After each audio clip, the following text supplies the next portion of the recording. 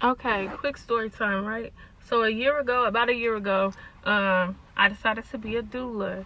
At the time, I was living by myself in Arizona. I didn't really have like no big support system. I literally only knew like 3 people in the whole state at that time. Um, anyways, I was like, boom, I want to be a doula. I want to do what I gotta do. So I ended up spending my rent money on my classes so I could get certified and all of this stuff. And because I wanted it to be a specific place that I certified through, just due to like it being black. I wanted it to be black trained, black class for us, all of that stuff, and I wanted our belief system to kind of be similar. So anyways, paid for the course, and I was like, I don't know how I'm gonna pay my rent, but it is what it is. I'm like, if God put it in my path to do so, then he gonna find a way for me to pay my rent. I forgot what happened. I think my taxes end up coming early that year, which has never happened. And so I ended up getting to take my classes with the lady and pay my rent. Yeah, so I did that. And then coming into the doula world is hard than a mug when you have certain practices or like certain beliefs. So it's really hard for me when I first kicked off because I don't really believe in like the hospital or like medical system when it comes to childbirth, because I don't think it's an emergency. Anyways, it was really hard to get clients, and I didn't want to go through like a third party type of thing because I was going to be forced to work with people that I didn't really want to work with. So I was like, I'm doing it independently. Boom. So I started Khalifa Care. Anyways, when I first started Khalifa Care, all my clients was word of mouth. So shout out to my support system, because that's how I got all the births that I got when I just this past year. It was all word of mouth, none from advertisement.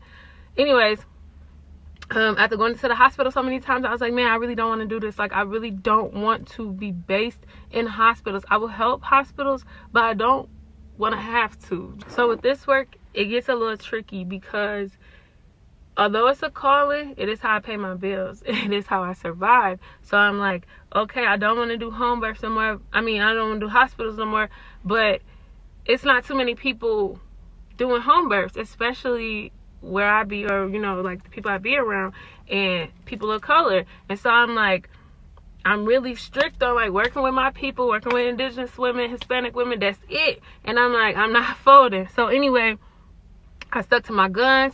I ended up turning down a bunch of births like back to back that I was just like, I can't do it. I just don't want to do it. It don't feel like, you know, it's for me. And I was getting a little down and out. I was getting really sad because I'm like, all right, I ain't having no more people calling me. What's finna happen? Like, am I gonna have to go get a job at McDonald's real quick just so I could, you know, make ends meet? And then that's when my whole world changed, y'all.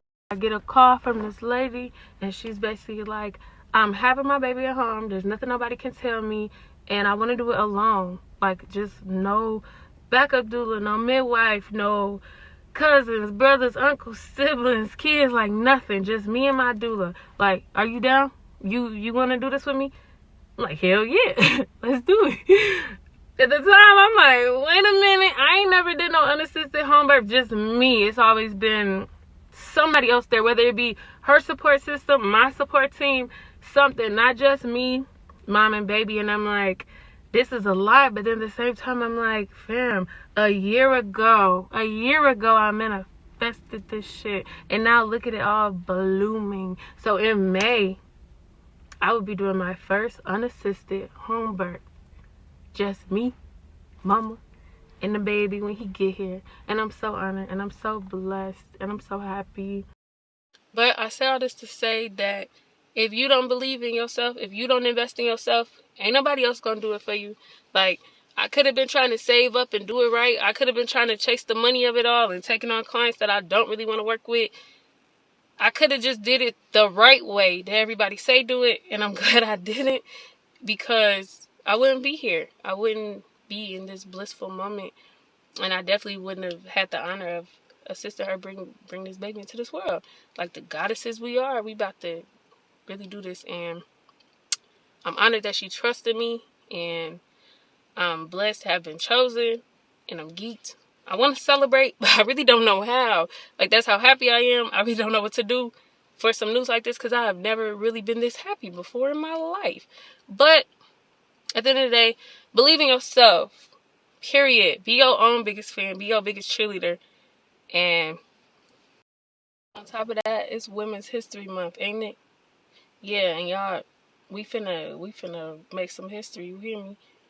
And I hope from this that it's just the beginning for me. And I hope that, I don't even know, y'all. I'm geeked. But I just want to share my little story because I just want to be a little testimony that you can do it. You can do it. Sometimes you gotta lose. I did lose a lot. I ain't gonna lie. I lost a lot, but I gained so much more. And I don't really consider them losses because it was all like material things. Or like setting, really. I ain't lose nothing besides I don't get to be in Arizona nonstop. That's the only thing. But the birth is in Arizona. Like what? How's word of mouth? I only know 3 people in Arizona. Stop playing with me, y'all. It's like the gift that keeps giving, so I get to go back home. What? Look at God. Somebody take a shot with me. Somebody do something with me. I'm happy. I'm excited.